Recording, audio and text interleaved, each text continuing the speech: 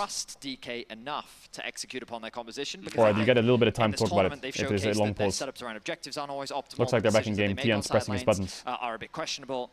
He's definitely not playing Minesweeper. But that's a little bit more intangible. Cream might be playing the pinball game on Windows or in game. One of the two. At the end of the day, you have to pilot your champions correctly. But to me, like, I do think there's a very That's a pinball game. Remember XP? DK. You know, I would kind Windows of look XP at pinball, a classic. 3-item breakpoint here. You know, if DK are able to get their carries to 3 items and they're You went Sorcerer Shoes on like they have outscaled. As long Oriana. as you are If he gets hit by an having, arrow, he's you know, insta dead. those well-executed fights, I think they are significantly Cream is gonna maybe favored TV at back that here point in the game. because Drake spawn, and if The question Showmaker is, gets hit by an can you arrow and execute dies, as well as top, because as long as he's back, as okay. Betty's saying, there is always going to be those opportunities for picks and for outplays, you know, for a failed execution.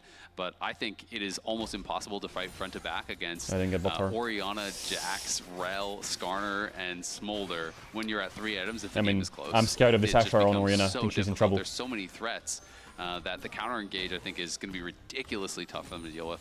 All right, so as we go forward, then we'll keep in mind those big item breakpoints alongside the fact that DK's got to keep things a little cleaner than they have so Ash has far in static the stick, tournament. but From Smolder what has we've seen Triforce. up until this point. Wait. Still, just only a little over a 1,000 gold Not lead bad. for Top Esports, 12.5 minutes in. There is that full second set of grubs that went the way of Top as well as soon as we unpaused the game. The second Mohammed's Drake flash. is live. The first one, remember, was claimed Watch out for by Ash Arrow DK, mid, but please. now it's Showmaker, look Top at when you're collapsing Esports this Drake. Be jumping after careful. the second. So the big Please take the advantage safe that route. Top Esports have right now is just the strength of their bottom lane. The fact that they can get prio We just pretty give much it. wherever they Is this move it? on the We map just fucking is allowing watch Top them take it? Esports a lot of control around That's these towers and these neutral objectives. The fact that they secured the 6 grubs, the only reason why they're down to Drake right now is because they traded the grubs in favor of the dragon, and Hextech now sold. again they've leveraged their bot lane to secure that objective, and they're going to bring that bot lane back Where my into the clouds 2 at? versus 2 to keep putting pressure onto this bot lane tower. You can see this gold lead ever so slightly getting larger and larger, and it's a lot off the back of what is happening thanks to the bot lane from Top Esports. And when you're thinking about the graphic Smolder has we showed 93. earlier, it is concerning. That's a nice sidestep there from aiming. They're going to die anyway. Ooh, Glacial Fissure knocks aiming up into the air. Don't but sweat it. He and Moham honestly No Ash still Arrow, feeling no pretty Bramble, safe no Ash underneath Arrow. the tier 1 turret here. Even though Tien is around, that would be the proposition of diving a Rel with ultimate underneath the turret. Very There's a scary ward. stuff, Look at so that Top ward that they Esports call it got. off. Look at that ward. So DK, you know, has been one of the best early game teams at the tournament. They've Come get our really bot tier struggled 1. in those later stages. Come get our so bot tier 1. Lucid's gonna have to run away here. Come get it. Did in fact go Come get our Arxo, tower. by the way, with the aftershock. Definitely the less common. When you do go aftershock, almost always people are going more of those support Guys, styles. we're gonna double TP, right? Largely playing towards Grasp when they do play Heartsteel, but is going to go for that scaling build. So even kind of more indexing towards. If they hit our tower, we're gonna double TP on them. See is I think their win condition, which is going to be scaling 5v5. I mean, I can understand taking the Aftershock sometimes with the big health stacking build as well, since you're just building these items that give you such insane health pools but no resistances, having that Ash extra is stepping tankiness up, and from I the don't like Aftershock it. proc. As long as you don't miss your E and your R. I mean, if you miss those, then I guess why did you take the thing in the first place? But bottom lane tier 1 turret Guys. in some serious trouble now. Yes, there it A is, little bit more TP damage gets behind. done. Moham jumps in. Come on, Hero baby. Magnet Storm immediately trying to make the fight happen in the 2v2. Meanwhile, the jungler fight Double off the TP side, behind. thematic Shit, they Moham went is already forwards. dead. Fuck, we didn't think about that. Arrows fly. Oh, and shit. DK dies. Top Fuck, they went Esports picking up forwards. 3 as Showmaker and Kingen tried to join up to help everybody else, but now they're in a bad spot too. Cream and Tien chasing after Showmaker. He's trying to buy himself a little bit of extra time. Yeah, we need to be faster than that, guys. We need to be quicker. Showmaker still Oh, trying yeah. to get away. 2-man Oh, yeah, get that wave. It don't even matter, man. Showmaker We just want the TP is flank the going wave, that's all. nowhere Makes fast. sense. Top Esports, turret +4. Top Esports, again, just wisely play through their bot lane. They know that they're the strongest part of the map right now. Come They on, set guys. the We gotta siege be up to the quicker. bot We gotta be tower, quicker than and that. DK say, On the we're TP going to play. try and hold this. We're going to defend. We think we're strong enough to try and fight you. Wow, how Azale late talks a are we lot on about this the TP scaling play? Elements, but DK saying, we feel we're strong enough to fight now, and they are not. And DK just waited too long. I mean, Moham, I think it's a good idea as the minion wave is getting cleared out to look for this hard engage with the tower still alive, but he goes in too late. All 4 TPs from the solo laners are used, but Showmaker and Kingen are TPing in way far away from the rest of the team, whereas the top solo laners arrive and are immediately participating in that dive. And it I ends know up exactly being what Damon's gonna do basically now. a They're gonna be like, 5v3 situation where they just slaughter It's the fine. bot lane from DK. They Let's kill just off scale, Lucid, right? And Showmaker and Kingen Come on, have and scale. nothing to do but watch the game slip away. Exactly that. The Herald is now going to be converted in favor of Top Esports as well. And now they can move this bot lane into the mid lane and start sieging onto this mid tier 1, really unlocking the map for Top Esports and start threatening even the Ash jungle knows sums, of though. D+Kia. 3.5 minutes ago, we were looking at a game state where the neutral objectives were 1-1. Top Esports was about to make it a 2-1, and the gold was 1,000 apart. Now, only that short time later, it's a 4,500 gold lead. It's a massive advantage for Top Esports, having secured the Rift Herald now as well, and it feels like D+, their chances are just disappearing in a flash. Absolutely. I mean, you're getting completely choked out off the map at this point in the game. It is going to be so hard, and it just becomes a nightmare. Like, Grubs is... Blue from Australia for World 24. Sometimes really valuable, sometimes not, but when you're Hell already yeah. really OCE did make it to World. So annoying because they're always going to get the push. Now they have the Herald. This is going to be 12. Wait, Kingan's here. No TP on Kasante. It's like a clown car of Void running out there. No flash on Zinzao. Oh, yeah. For the engage. Tien is low, but Top Esports are Guys, going between worlds. we're losing 45. Hello. What? Into the DK lines. How did you lose 45? Where's my shockwave? Lucid jumps over the wall, but all DK can do is run. Top Esports They didn't use any ults. They didn't use small build. They didn't use shockwave. Bear in mind, he has no flash. He gets engaged on from a flanking Kingen. He then gets Skarner ulted underneath the tower, and patiently what he does is he ults. Drop the replay now. I think it was the Jax back, and then he uses that as like a bandwagon to then I get don't back get it. to his Drop team the replay. to then turn the fight How does he around. not Just die? keep track of Tian in the fight, because as the initiation starts, they catch him coming out of the Rift Herald. They say this is an opportunity to fight. He then gets jumped on by Kingen. He's then going to get dragged underneath the tower. All of the CCs thrown to him. A nice Ash arrow provides him a bit of space. And then look at that. The ulti onto the Jax allows him a getaway vehicle, and they turn a kill back onto Mohan. Exactly. If you haven't hit someone, that Crescent Guard does knock back, so he doesn't hit the Jax, knocks him back, then uses the charge over onto him. Really well played there by Tien. Knew he was going to be in some danger after driving it in, but Crescent Guard is so powerful in these situations. Don't look at Ash's items. Don't do it. Aiming and Showmaker outside of that, they can't do anything to you. Masterfully maneuvered by the Top Esports jungler in what looked like should have been a death sentence with that collapse. But the only thing collapsing now is DK's chances in this game. Still it's only 18 minutes in. Chill out. There is another Drake live, but it's not going to stay that way for very long. Top Esports are already on it. There is no contest for DK. They Your know mic sounds like a walkie-talkie. It is to even try what to do you go mean my out mic sounds like a anything in walkie-talkie? neutral territory. Yeah, I mean, it's really problematic now, and not only are they just trading a tower for a dragon, because Cream is pushing down bot side looking for that tier 2. It does survive for now, but that thing is about to go down to these Void Mites. That's 700 gold in the pockets of Cream there, which now puts him ahead of Showmaker. That was the only person we saw the gold breakdown that was ahead for DK, and now he no longer is. Ash was already on 2 items, before Aiming completed his 2, so they couldn't really look to fight. At this point, you're basically sitting back, you're praying that Aiming can actually get these stacks fast enough that you can maybe make something happen, but he's only at 147. He is very far away from that 225 breakpoint, and by the time it comes in, could be too little too late. Tien over the wall, again, maybe looking for a fight. Kingen jumps in for the counter-strike. Jackie Love could be in a little bit of trouble here. Gets I don't understand. They don't know what scaling is. They haven't figured it out. About to die here too. Not bad, 1 for 1. Back on DK's side as Cream gets popped. Actually, not bad, 1 for 1. Away with only 100 flash. HP. Lucid's here on the front line. Oh, nice trade. Nice trade. Back by Tien. As DK, they trade even, and that's about the best they could ask for. It's a 1 for 1, but the player I want you to just stay focused on is Jackie Love, because they threw everything at him. Kingen was diving on top of him, the Shockwave was there as well, the Skarner was following up, and it still didn't even get his flash. Exactly, that's what I was going to say. It's crazy. The confidence that he has in these situations to just hold on to the flash. He really knows how much damage he can take, the limits he can play towards. Aiming got a lot of stacks in that fight. Kingen came around on that corner, and you think, okay, the Jax Orianna engage. Most teams play Orianna Nocturne, Orianna Vi. We play Orianna Jax. What the hell? Come on, man. Down Kingen. Well, on the other side, yes, Cream does go down, but Cream uses the ultimate to make sure that the rest of DK can never follow up. It's really well played there. And credit to Mako too. The use of the heal as also just like that extra summoner spell that you often don't think of. Like Mako, I mean, the bot lane's just having an incredible game, and I think that as a Westerner, there is a perception around Top Esports that like they choke, right, when it comes to the international events. There's always that question mark, how are they going to perform? You look at their recent performance over the last few years, like, they've struggled to get out of groups. They've had performances that you don't expect from them, but so far in this tournament, they've been playing at a very high level. We've seen their early games be incredibly strong, very consistent. Tien alone has been having a great game. His presence has been felt all across the map, but this bot lane in particular is really standing out here in Game 1 of this series. And now Top Esports have no intention of slowing down, invading the enemy red side jungle. Lucid and Aiming, yeah, they're hanging around, around. They don't want to allow the red buff to just be stolen away this easily, but Top would love for these guys to step a little bit too the classic close, let's and scale. Lucid does just Walks that. into red buff and fights it. There's no way out for the Skarner. Tien ends up taking the kill. Bro, Damwon just needs to draft Jarvan, Vi, Galio, Orianna, Rel, Syndra, LeBlanc, Kai'Sa, anything that can fight and dive.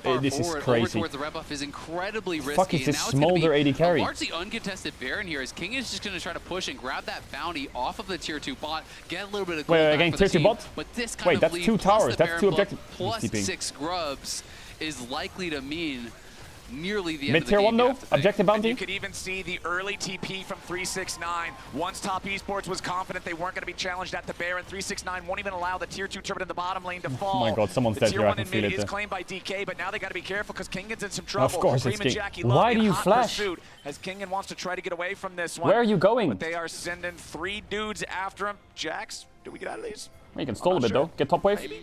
It depends if Mako flashes. I mean, he has the... He's oh, flashing. no, okay, yeah. Mako flashes over. The counter-strike isn't going to block enough. Not here, not now, no way, not yet. Kingan is down, and Cream's getting a payday. Yeah, he wanted them. Wasn't going to Someone let are him so get away that fucking- easily. You've been chasing him for a while, so they get the kill onto Kingan. Yes, DK, at least you get the tier 1 mid back, and it is Hard an game. objective bounty, so it's Hard a little bit game. of an injection of gold there. But Top have everything they need, I feel like, at this point to be able to close this one out. You know what else is an injection of gold? Baron. Yeah. Gives you a lot. There's going to be a lot more gold being You're not injected wrong. here soon from Top That's right. Esports, who are just in complete control of this game. 45 seconds until the next Drake spawns. You better believe there's going to be no contest for that one. They've got Baron for the next 2 minutes. All of Summoner's Rift is theirs, and DK have to just creep ever so slowly forward, patiently and This methodically motherfucker's checking running around with everything, 40 or it heart might just seal be a stacks. death trap. I think this game is just an excellent demonstration of how to play not only the lane swap incredibly well, but how to use an early advantage to snowball a game. We talked about it briefly where like 369 was getting slightly more experience than King. Guys, we put 2 top bands. 2 top bands and they got Cassante top.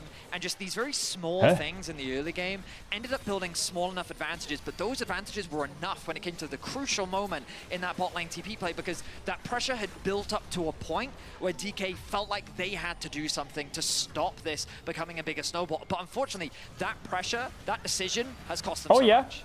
Yeah, absolutely is. It is going to be the No heal on Braum. force out there by Mako, as he was kind of left behind a little bit from the King, rest of the you're team. just- And they used everything you're talking about, Betty, to What? create these kind of He's incremental just standing there advantages, getting hit but by a then tower. they slammed it home with execution and completely dives, done. with execution in these 5v5s, you know, and that's really where you do create a world-class team where you can bring both Oh, of there them was an together, arrow? where you're playing Was it the an macro arrow? well Oh, and you're okay. playing I'm the micro, the completely team defense. fights, My bad. the individual outplays, and that has been the entire package here. When the camera for panned there, I Top. thought it wasn't. They It have was been not an arrow. looking very, very dominant in this game number 1. And it's nice to see because in the playoffs, Hey, my bad, my bad, my bad. Against Weibo was definitely unexpected, and I think that this was the level of play that people were expecting from Top Esports, especially after their incredibly Your mic is strong weird today? performance Maybe from it's the 'cause I'm regular talking season. away from the mic. And he's hoping that they can continue this as they continue through the World Championship. Of course, this is only game 1, and right now they're looking like the favorites, but we've always got to come back to that 3 scaling items element, Smolder though. right? And if DK can find a miracle pick, if DK can slow One the game chance, down in one any opportunity. way, 2-5 then Smolder, there 3 are items. opportunities and wait for them still to come back into the game. And I love that you bring that up right now, Vedius, because we just hit the 3-item power spike for aiming with the rapid fire cannon completed alongside the Muramana and the Trinity Force. 222 stacks right now, so just a couple more, and he will be online Smolder. Now the problem is, you're staring down the barrel of a 7,000 gold lead with a soul point status And it's for the Hextech Soul. opponents. It's a really, really vertical cliff to have to climb right now for DK in this game 1. Exactly, and Showmaker is a Are that mile one worse than away your from his haircut? third item, right? What You know, do that's you another mean? big problem. Kingan doesn't even have his second item yet, right? You know, I do think you need 3 items on all these carries, and you know, I was kind of looking at that couple thousand gold mark where I do think scaling can take over. They are really far behind though at this point, so DK are going to need to have some of those X Factor plays. See if they can make a miracle happen. How do I Find catch an strays? incredible Shockwave, find Hey! them out 2-man Skarner, Nice. something like that. Well, they're happy to see that arrow miss. Meanwhile, in the bottom lane, 369. Smolder's just trying strong to now. keep Smolder's Kingan's strong. attention here. The problem is they have Xin Zhao. I think Xin Zhao is actually pretty good against the top lane. against Smolder, isn't it? It's quite hard for Smolder. I mean, I guess he can splash the enemies For Showmaker to be able to clear out around most him. of these waves. Nice use of the Pathmaker from 369 to make sure that Kingen isn't getting the better of him. And when Jax is not winning the 1v1 against Cassante, you are not feeling great with the Jax at this stage of the game. Almost 26 minutes in, 3 minutes They're until holding. the Hex They're holding. Soul spawns for Top Esports. But even shorter, it's barely over a minute and a half until the next Baron is around, and Top have total control over Summoner's Rift. Now the good news for DK is they have picked best of 3. It's best of 3. Don't give up. You gotta do him like that. Your quick wit, still sharp as ever, Azael. I was going to say that Aiming is playing a champion of all time. And this champion not only has great scaling, but also exceptional wave clear. And as our observers just highlighted for us, waves just disappear, which is why you're seeing the Keep feeding us waves. Top Esports' offense onto the base slow down, because the reality is that it's very difficult to siege against an Orianna and a Smolder, so you're kind of forced to leverage objectives. The Baron is spawning in a minute's time, and it wouldn't surprise me, like you're already seeing Top Esports do it, suffocate the vision. Ash's items are, they're good, but she's kind of stunted right now. And in either situation, that's what Top Esports is looking for. Yeah, I mean, you look at the map, and it's just kind of like this really shallow vision here along there that DK have. That is just about it. Oh, yeah, the classic 80 carry gank bot. It's a pick onto a Cassante. All right, no flash. 369. Oh, we got wings! It doesn't get through the terrain, but then he's hey, no TP. We see that TP, right? It's on a pink. We see it. To get to safety. So 369 escapes. The rest of Top Esports coming down to the area in case DK wanted to go for a very long chase. But now with the Cassante safety secured and 15 seconds left in the Baron timer, Top Esports are right back to what you were talking about, Vedius. It's time to set up for Baron. Biased? Why biased? I'll only ever be biased to EU and Dumblon. That's it. Flash there, but they actually bought time for a Moham to move in and get more vision around this area. So they got a little bit better vision. They have one ward over into the pit. That's obviously going to be swept out, but you know, this ward over by Raptor is not bad either. And DK is going to have to make that really hard choice of, do we contest that Baron? Because you're very far down. If you lose that, and it is game over. T1. But by the same token, if you give over Baron for free, you're going to lose full map control. And a little bit of Weibo. Becomes much less effective. And a little bit of Gala. Top are going to have full run of the map to set up for this Soul here. And Chovy too. Whoa, nice shot again. That is the second time this game that Jackie Love has shot a long-range arrow to force the flash from Showmaker. And I feel like when he's playing it in the LPL, it's the same story. It is ridiculous how good Guys, he is their souls in a minute. Come on, someone pull a fucking rabbit out of a hat quick. So they don't got a hat. Effective at it, just predicting exactly where they'll be based on the move speed. It's really impressive stuff, and now the job for DK. Chat, someone give him their hat. Difficult. You check too far forward, you die. They have a blue orb? You don't check far forward enough, you lose the Baron. Blue orbit. All right, orbit. Have the flash don't back orbit. up here on the Skarner, but he still has to be so Small careful. ult instead. They use Fantastic. bomb just because they don't know if they're already on the Baron, and as soon as the Dragon sees that there's just nothing there in the pit, it's always going to feel bad. The power of paranoia is very effective, especially at the high level, because as smart as you are and as good as you are at League, the reality is that you can't see into the fog of war. And so you need that information. It's crucial. On Top Esports, they're very wisely, they're just starting the Baron. They'll like hit a ward, and then they'll back off a little bit, you know, and they're just like, have we started or have we not? They're going to trade Dragon for Nash. Feel that pressure, and it comes back DK are going to take the Drake. But Top or Esports are going to take the fight. That bits of pressure on oh, hell no. DK were actually King and get level 15 top and TP in quick. The Dragon. They're trying to get the inside track, but they've given up full price. Still 46 stacks on hard steel. There is a ward maybe we can get 47. He could look to TP. This is probably the game being decided right here. All right. Oh, definitely the game being decided right here. Lucid, steal that bitch. coming in from Kingen. Top Esports backing away, but steal that Dragon. Slow DPS onto the Dragon. Steal that Dragon. Steal it. That's your Dragon. That's your Dragon. Oh yeah, pull him into suppression and then smite it. Cleanse. Krispy Kreme's trolling a bit here. Let Rel die and kill the Aurora. Yes. No. Yes. Not bad. King and run. Run you right there. Flash down and jump over back and pit. He's staying alive for now with another beautifully timed counter strike. Yes. Reposition, aiming. You got something for me, baby. The Ash has the damage. Jackie no. Love. Not bad though. Not bad. And it's a 1-for-2 trade favoring Top Esports as the remaining 4 men head back over to the Baron pit. Push mid. Top Esports crucially You're gonna need TP in with Showmaker maybe. With the jungler gone, the smite is gone. D plus Kia played a good fight. It was slow, it was patient, they leveraged their range. That's 5 more minutes on the clock. But when they that's 5 more minutes on the clock. That's where the Ash becomes deadly as she was able to use that kiting prowess and re-engage to turn the fight in Top Esports' favor. Yeah, it just becomes so difficult. Was Cream a shutdown? Is going to be secured here by Top. Cream was Doom not game very equals not effective bad. on that Shut flank. up. They were able to turn on him, burst him down pretty easily. His ultimate actually only connected on Lucid, unfortunately. He was looking for this big backline flank where he's going to try to get multiple members. And you can kind of watch Cream here at the top of the screen. You know, he's going to look for this angle in onto the backline here, while on the other side, Yeah, Cream, it's I like the flank. looking for the same thing. Keep But it up. Kingen is marked by 369 and Yeah, they have really good positioning here, Damwon. Moham peels 3 people here by himself. Really good that Moham peels 3 people. Obviously, he's rel, so it doesn't matter if he dies. So the trade of engage is good for Damwon because it's mid versus support. But here, Lucid goes a bit too far. They have Braum, right? Yeah, once you kind of over-chase, in a sense. Lucid over-chased way too hard. Especially with the Braum there. Braum lands a single Q. Someone said, did you show this to your barber? No, I didn't. What are you on about? Right, okay, I know this combo pretty well. Once you're in, you don't get out. Yeah, pretty much. The fuck is that burn even? Ends up becoming very proficient there. So top esports, Aiming got BT off that. That's actually kind of big. He's 4 items. So D plus Kia at least have a small positive, but now the siege will come through, and that wave clear that DK have is going to be less effective. Yeah, Lucid may have died, which gave over the Baron, but he also secured the objective steal. Give that to to you, make give sure it. Didn't want it anyway. Have So at least you can count that as a silver Maybe lining. Smolderult or Q, those grubbies. Are barreling down top lane now. You can see they've still got 369 over in No mid flash on for Ashe, the think split about it. Pressure. It's still going to take him a while to try to chip through some of this, except for 369. Kingen's gonna get bot tier 2.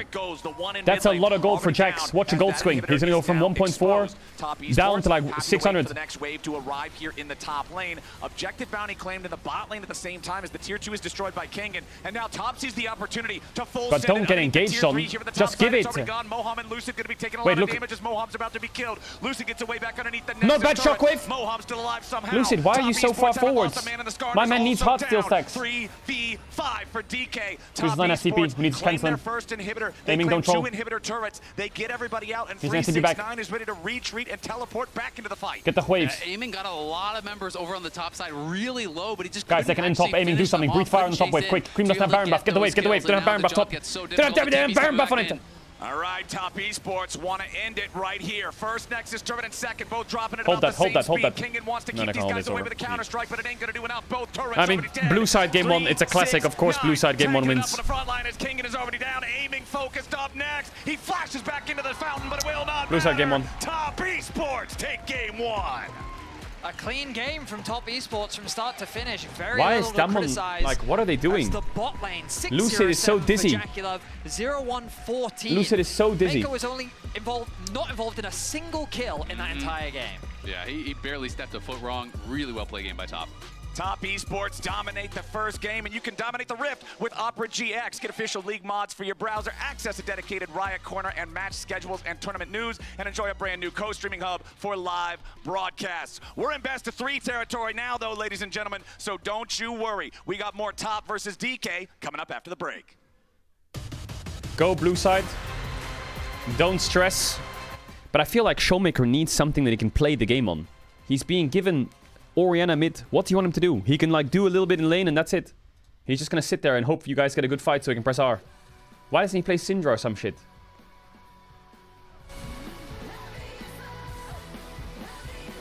Or LeBlanc. Or Sylas again.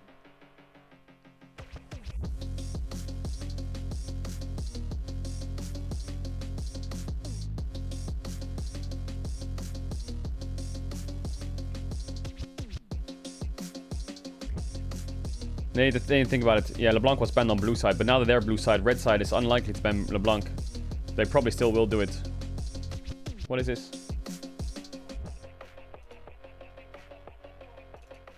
They brought up how Carrier's monitor is so low and how Guma took apart the arm wrestling competition.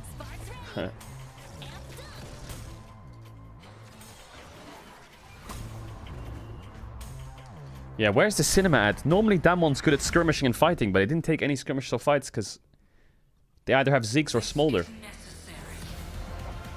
I hope they get a Kai'Sa game in game 2. I really need to see aiming Kai'Sa.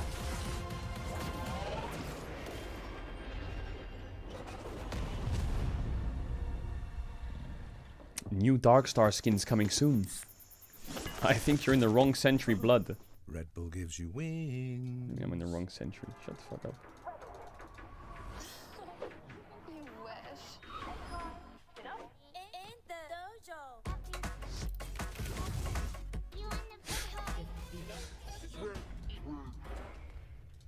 Wait, let's go to the toilet real quick, chat. 1 sec. Hold up.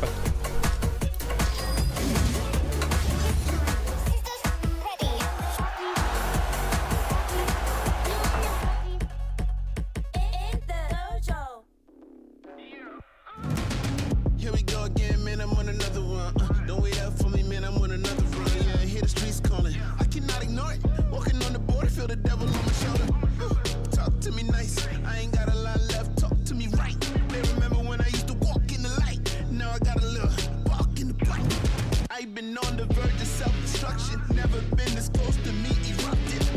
I'm on the ledge, I'm seeing red. Don't think they heard what I said. Mr. Goody Two Shoes, about to pew. Kill him in the new suit, man, I'm too smooth. From the light to the dark, from the truth to the lies, play a part. I'm a renegade, renegade, renegade. Better run away, run away, run away. I'm a renegade, renegade, renegade. Better run away, run away, run away. I'm a renegade, renegade, renegade, renegade. You better run away. I'm a renegade, renegade, renegade. Better run away, run away, run away. I'm a renegade, renegade, renegade. Better run away, run away. Yeah, yeah. I threw away the halo, never gonna be an angel. I'm more keen and able. I've been a since the cradle. Built different, homie. You could go and check the label. I'm 100% raw, underrated. Unrelated, I'm the greatest. I'm the hero and the villain. You can pick a favorite. I'm the one that everybody said he couldn't make it. Now I'm on a mission. I'ma try to win my enemies and they gon' hate. Hate is just the love when it's intensive. Dark is just the light without the sense. And loneliness is you without the friends. Click, giving up for me is too expensive. Renegade. I'm a renegade, renegade, renegade. Better run away, run away, run away. I'm a renegade, renegade, renegade. Better run away, run away, run away. I'm a renegade, renegade, renegade, renegade. You better run away. I'm a renegade, renegade, renegade. Better run away, run away, run away. I'm a renegade, renegade, renegade. Better run away, run away. You better run. Yeah, I tell the world, never label me the same. I feel nobody could relate. You can't box me in the day. I'm breaking chains, I'm in the raid. And that's just me, just me, just me. Don't box me in, it'll get interesting. Cause you don't know the pain that I'm wrestling. I'm a renegade when I ain't resting. That means all day. You don't wanna test me, this ain't no play. I could be the warm breeze on a cold day. Or the one you gambling with after a parlay. Yeah, but that's just me, just me, just me. Don't push me unless you feel lucky. Or you gonna turn this into a must-see. And I don't wanna go there, trust me. Da-da-da. Chat, where's the pace at today? Honestly, where is the pace at? Yeah, yeah, yeah, yeah, yeah, yeah.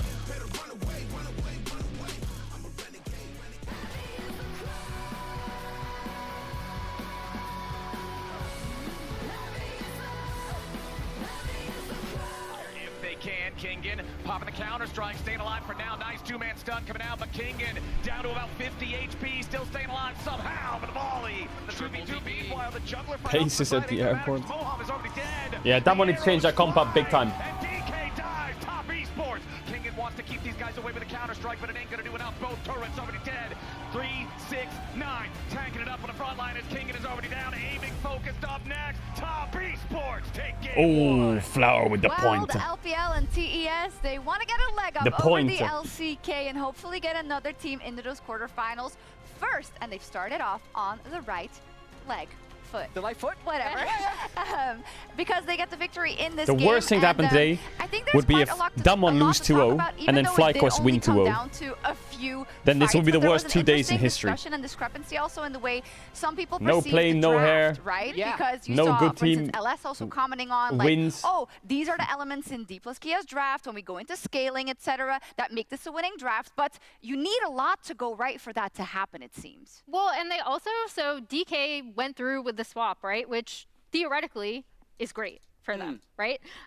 You have this scaling DK are just competition, bad you at wanna scaling. Get the smolder through the Why are they worst part fighting of so that much? initial laning phase, right? You don't want to go up against that Ashe Braum. So I actually thought, like, in terms of understanding from the point they load into the game, this composition, it was a really nice look from D+ compared to some of the compositions we've seen They're them not bring just out bad. at this tournament. Yeah, and even though this game ended with, I think, an 11,000 gold lead and 15 kills to 4, Jackie loves super fed. I thought it was really close. What is this link? Yeah. So I actually thought this was a really close game because I do agree that the DK composition outscales, and there was a few like breaking points in the game that if they go a little bit differently, I think Since like, our the Ashe Braum is threshold really of the OP, I comps think. just switches and DK would have ran away with it. And those like thresholdy fights continued to happen throughout the game. And the biggest one was the bot lane turret failed defense where they effectively got aced and lost a turret. But like that's a situation, like everything that even led up to that moment was pretty hotly contested. We're going to pull up this clip right here, and you can understand they need to be TPing now. Orianna's going for this mid wave. And they should have been TPing already. Orianna should have already been there running at Ashe with the rel combo. Boom, there. Come in late after the turret had already died. Yeah, they don't sync it up correctly, and they could, like, if you have this composition, you want to wait and scale. Like, ultimately, losing that turret and backing off does not cost you as much as what happened Orianna here. went for the wave. She should not go for the wave. She should just play the TP straight away. Was kind of something that I like to call the TN special, which is they go for the 6 grubs, right? He immediately recognizes off of the bot prio or pressure that they've been able to put, goes down, takes that second Drake in the fight, which cuts DK's Drake stacking because they got first Drake. And then on top of that, top esports, so after getting both of those neutrals, go into this fight, then get Rift Herald later, and that really accelerated the game for them. And it explains why D+ really wanted to defend that. Yeah, and also, there's a lot of little things that even happened before that. Like at the tail end of that clip, you could see how TES's bot turret was like a couple of hits away from being down. I almost feel like if DK could have killed that turret, they would have been much more okay the going 6 down grubs, 2 yeah, the turrets 6 to grubs 1 sucks, but I think they had to do 2 that. turrets to 0 because their side lanes at that time didn't have a good way of getting prio. The way they played the map, another but small I think thing they is should have at the TP'd start of bot the with game, Jax. like, the fact that the lane swap could have gone a little bit better for them. They had like a 50-second dive where they ended up losing both of them because I can maybe show you actually. Like there was so many little things that I actually think. I think Kingen just played the lane swap bad. DK will respond in the next game. Yeah, it's kind of like the knee-jerk Like here, look. reaction would be, oh, more of the same, but that's actually not reality. He Kingen could play this lane swap so much better. I don't know how they're going to respond. But you hate this. Well, no, you hate Jax. No, I like this. Oh. I like this from DK because I think that game was really close. And I think if they defend the swap better, I think if they don't make that double TP play, if they execute Here, even when Jax is homeless. We had the last fight too, right? Yeah. Now, Jax should just TP on bot wave. Now. In my opinion, for DK. Jax should TP on bot wave. Now. Now. And push Cassante off the wave and hit the tower with his demolish. Why is my Jax not TPing on bot wave? What is he doing? It's a full split. Obviously, they don't see Ashe and they don't see Braum and Zinzao, but they have a pretty good idea where the vision is right now. That Jax should be here early. But instead, he gives him a full wave to Cassante instead of hitting the tower. Then he runs down, and then he pushes him off the tower on the second wave. If he pushed him off the tower on the first wave, bot tier 1 would have been dead in the swap. I mean, I think that is why I'm super. But they don't get bot tier 1, so you're going to a pause, obviously. It sucks, it's annoying. You come out of the pause, and bot tier 1 is still up. Like, he didn't play this. This should be dead. That helps so much when it comes to going through bot for the Drake fight. But bot tier 1's up. And then on this TP play here, for Damwon, this TP play is really good by Damwon. But look at Orianna's positioning. The Jax pick, right? Specifically Jax. You said you don't Here, like it, but maybe Orianna can TP bot as Ashe is walking up. Now, Orianna should be TPing now. Orianna should be channeling TP right now. But watch what she does. She runs into the wave, QW's the wave, look at her mana. Boom, QW's the wave, hits it. And now she TPs. But if she TP'd instantly when she sees Ashe walking like this on this ward in the alcove, I think this can be a great turn. The wave's already crashing. If she's TPing now, she'll be channeling TP. 1, 2. She's there now, running up. She'll be running up this bush right now. And as this happens, she would be QRing them or QWing them. And then they would kill Jackie Love, and now it creates space on the bot side of the fight so that the aiming can walk down and Lucid can walk down and Moham's not dead. But they just misplayed 2 sequences by just being greedy for waves or greedy for saving resources. Why? Just TP in. Just TP into the tower and hit it. And then afterwards, just TP in when they're stepping up. Don't wait for them to engage a play. You have to be there before the play starts. Awesome quarterfinals against Fnatic at the World Championship. So, yeah, Top Esports very eager to get back to the quarterfinals. They wouldn't TP on her, turn on the TP instantly. They wouldn't. Because Jax can TP with her if he has to. And even if they shouldn't even see it anyway. She's TPing on a ward behind them. They wouldn't see it. Only if they checked. It's a normal ward, not a pink ward. That's what lost in the game. Those 2 sequences fucked the whole game. teams in the 1 and 2. All right, let's go. So top has to do their part and look to advance. All right, let's hop back into Champion Select, powered by Omen and HyperX, as the sides have swapped. Please. Top on the red side this time, DK. You have Yone or LeBlanc or Aurora first pick. Banned away from 369 with Gnar and Vi, banned out by top. Does Yone get through here? Please. Let's see if top are going to be banning it out or not. Oh, you're a Yone hater. Yes, absolutely. Ever since the champion spotlight. Yes. The thing is, I don't think Showmaker really plays Yone. That's kind of what I was thinking. They might actually try to leave it up and force them to ban it on blue You think side Ashe was the problem there because she got fed? Now, we know that King What? plays it. We've already seen King play it, right? But assuming that Jax is open, if they do first pick it, you just have to respond This to draft Jax is Armageddon. Aurora is up. LeBlanc is up. Yone is up. Ziggs is up. Smolder is up. Kaisa is up. Jax is up. Skarner is up. This draft is Armageddon. Please first pick. Yes, Yone. Okay, we'll take Yone. We'll take that. They are just This is going to be King and Yone. This is the worst part. Enemy team can get Aurora, Nocturne, Kaisa if they want. Where I'm thinking this might be a King in Yone and not going I think if Top Esports is smart here, oh, they did Skarner. I actually think Damwon should take Kaisa. They should take Kaisa. They should keep Yone flex. They should please take Kaisa. Sejuani is good. I pray they take Kaisa, but they might get hit by the Jackie Love Draven though. They could be scared of Jackie Love Draven on 3 into Kaisa. Maybe it's hard. Very abusable matchup for the Aurora. You can be hyper aggressive, and Cream already demonstrated his proficiency on the champion. So, I don't think 369 will play Aurora. They're gonna do the Jax again. There's the Jax. It's gonna be Yone mid. This will be his first time at this World Championship. What's his all-time Yone claims? For sure. But now Top Esports have the opportunity to counter. Will they just go for the Cassante again? Yeah, it's going to be interesting. You know, the Cassante, that is 6 very games much with Yone kind in of his like career. 369 bread and butter here. Okay. You know, he usually is the tank Okay, guy. this is not too bad The actually. top side for DK is This is not too bad. You have Sejuani, I like this. I like this. I like this. That is really, I like it. strong. They're actually cooking a comp where they can fight a bit more. It's like, I think we'll see the best version of Damwon now. Yes! 3 you win up on the top side, so that is going to be a real point. They're not going to get Kaisa. I swear on Grump. Game. If Aiming plays Syndra bot this game, I'm going to lose it. They've suffered. He's going to play Seraphine bot. They're going to play Seraphine Leona. If they ban Braum here, they're playing Seraphine Leona, and I'm going to do a backflip. Because now, like, it's another intangible because on paper, I would argue that DK had just have winning side lanes across the board, right? They will get to a point, I would argue even at like one item, where they just have pressure on sides, and there's not much that Top Esports can do about it. But DK they need AP against Cassante Skarner. They need it. I need it. To play the 5v5s, They're not getting Kaisa. Obviously, it's banned. Obviously, like Kaisa would be ideal. Kaisa ban should follow up from the Ziggs to limit the AP options so that you funnel them into a largely full AD comp. Well, and I think the Ziggs ban especially is so. This is why I think they should run Sejuani, Kaisa, Flex Yone, because now they're kind of screwed. Playing the side lanes. And what do you need to actually enable that? Well, you need wave clear. You need someone that can park themselves mid, clear out these waves, not allow your towers to just get grouped and sieged on. So Ziggs definitely makes their that top a side lot is strong more though. Difficult. I'm going to be curious here to see what DK looks for with aiming. Renata ban. Again, be banning out that Renata. Yeah, the Renata and the Poppy both going to be banned out second. What is it? Don't be Syndra bot. Might be the Smolder again, you know. Like we already talked about. Maybe they go Smolder again, but I think it's so bad. Maybe DK is looking to lock the Smolder just so that they can keep it mid, provide that wave clear later on into the game. I think Ezreal is a great pick for Top Esports. That similar things happen as last game, right? And it's like, if you do that, do you really They're want to take have the your Rel. Jax in a lane swap against Cassante, right? Like the Jax, I think, is kind of. Damwon, please cook something for AP bot, please. And we'll see as this time. What is it? Zeri, Kog'Maw, Brand bot, Syndra bot, Seraphine Leona. What is it? Lucian Nami. Don't really like it, but it does do a tiny bit with Nami. I don't know. With the Rel also.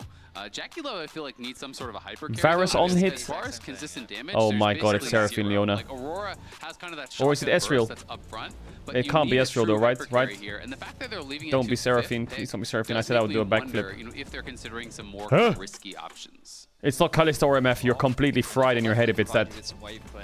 Once every couple minutes. Don't play those champs.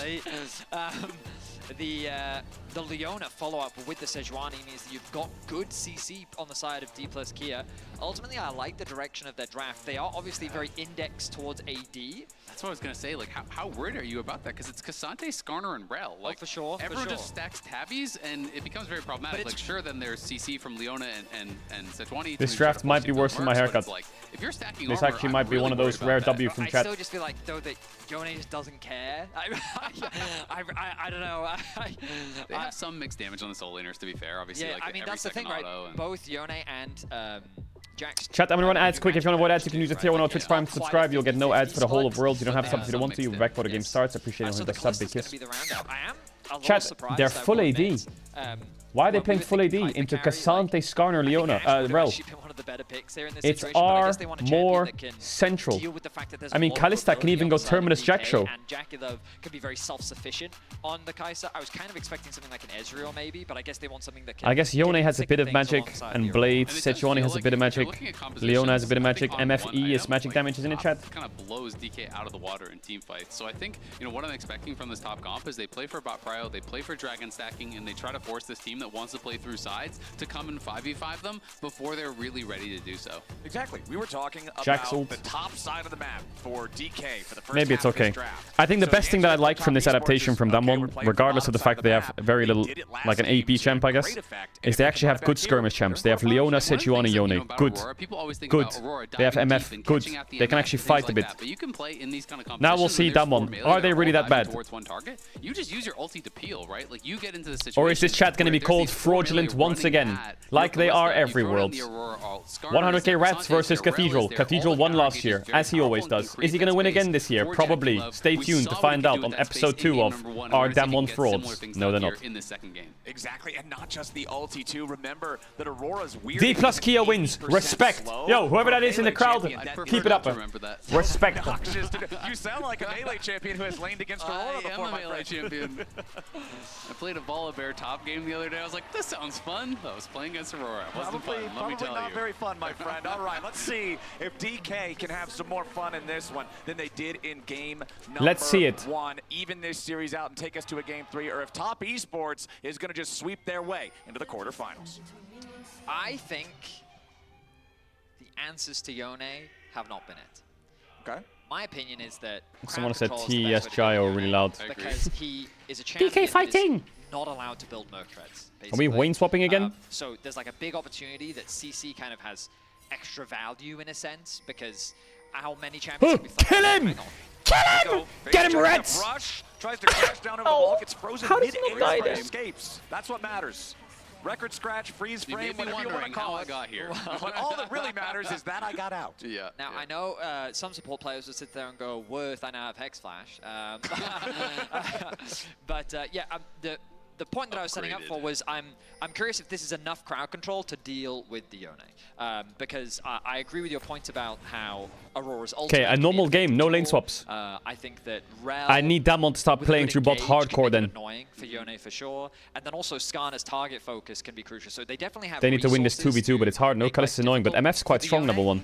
But the truth is that so far at this World Championship, She has auto cancel. whether it be on side lane or team fights, this champion has been problematic. Yeah. And he always finds a way to have an impact. Mid matchup is hard. I fully agree with you, and that's kind of the same. But I trust him. I trust him. CC is the answer, but I'm also of the opinion that it's not a good enough answer. And that's kind of the thing, is that it's like at the highest level, there's so many ways to play around it for the Yone. You know, if you're thinking about like playing into a Rel or a Leona, you're like, oh, just stand on your AD carry, and then when he goes in, stun him. But then all of a sudden, Q3 knocks you up. The ulti then knocks you up. Like there's all this CC. If you're standing too close to your AD, to looking to peel, then you can get caught in that CC as well. The E can be used as a CC immunity when you're snapping back if you time that. You know, so there's all these little tools that pro players at the highest level have to be able to answer with CC. And so it can be I can tell you really for a fact, difficult to deal with the champion, chat, even when you draft for we can these get a intelligent listen in to choices, Damwon's which I comms. Do you want to agree do a CC is listen in? kinda it. Now, we're seeing push be gained by DK in both top and bot lane, which Yeah, is mid a left. little different from what we saw in the previous game. Yeah. Showmaker, Showmaker. Put onto them, which means that this gives Lucid a little bit more agency and options in the other game. Not that I expect anything too creative in a Sejuani versus Skarner matchup. Ooh, immediate jump in. The Zenith blade from Moham is a mistake. He goes too far forward. A massive blunder from the DK support. It feels like he just forgot about how Rel works, because Rel's going to flip you in. Like, yes, he maybe wasn't struggle early initially game in for the tower Damwon. range, but he's just going to get dismount, flipped into the tower, stunned up, and Ooh, a Moham gank goes from for Kingen though. freebie. That is rough. Ooh, nice No, engage. no, Got yes! Some Kingen here, trying to use that counter-strike to lock up Cream. Yes! That's a big kill for Shoemaker. Snap back. Beautifully done there, comboing with Showmaker and Kingen to get DK on Nice. the board. Why do you guys all write Pog when they get a kill? You all want them to lose. What are you doing? Being a massive lane bully in this matchup, leaves himself susceptible. That's big. That's big for Shoemaker. Get him a kill. At least a trade kill. Ends up being a 1-for-1 on the map. I just think it's so smart from Kingen because he gets the push top. Sure, he could have based and just walked back to lane, but if you don't feel that you can really realistically Look at this guy. pressure DDX K'Sante GG anyway, Pog cult. it Like, doesn't really matter, who are you supporting? right? If you miss Choose a CS side. or two there, so the time spent is actually still beneficial. Even if they didn't get the kill and he just forced out a flash from Cream, that gives Showmaker so much more agency, so much more comfortability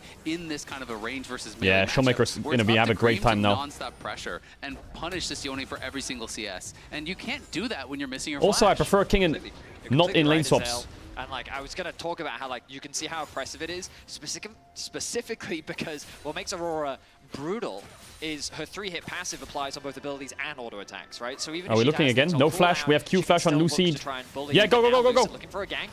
Cream trying to get away from that Sejuani. Play towards Yeah, I the didn't other want the kill. side of the lane. Mako and Moham also both making their way up into the mid lane. Scrap.